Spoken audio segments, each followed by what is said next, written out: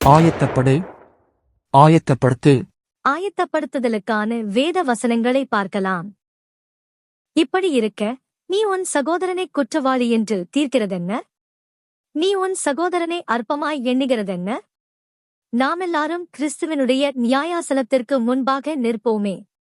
அந்தப்படி முழங்கால் யாவும் எனக்கு முன்பாக முடங்கும், நாவு யாவும் தேவனை அறிக்கை பண்ணும் என்று என் ஜீவனைக் கொண்டு உரைக்கிறேன் என்பதாய் கர்த்தர் சொல்லுகிறார் என்று எழுதியிருக்கிறது. ஆதலால் நம்மில் ஒவ்வொருவனும் தன்னை குறித்து தேவனுக்கு கணக்கொப்புவிப்பான். அது நிமித்தமே நாம் சரீரத்தில் குடியிருந்தாலும் குடியிராமற் போனாலும் அவருக்கு பிரியமானவர்களாயிருக்க நாடுகிறோம். ஏனென்றால் சரீரத்தில் அவனவன் செய்த நன்மைக்காவது தீமைக்காவது தக்க பலனை அடையும்படிக்கு நாமெல்லாரும் கிறிஸ்துவின் நியாயாசனத்திற்கு முன்பாக வெளிப்பட வேண்டும்.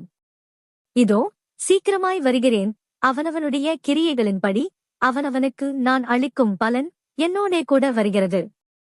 ஆகையால் சகோதரரே, உங்கள் அழைப்பையும் தெரிந்து கொள்ளுதலையும் உறுதியாக்கும்படி ஜாக்கிரதையாயிருங்கள். இவைகளைச் செய்தால் நீங்கள் ஒரு காலம் இடறி விழுவதில்லை. இவ்விதமாய் நம்முடைய கர்த்தரும் இரட்சகருமாகிய இயேசு கிறிஸ்துவினுடைய நித்திய ராஜ்யத்துக்குட்படும் பிரவேசம் உங்களுக்கு பரிபூரணமாய் அளிக்கப்படும்.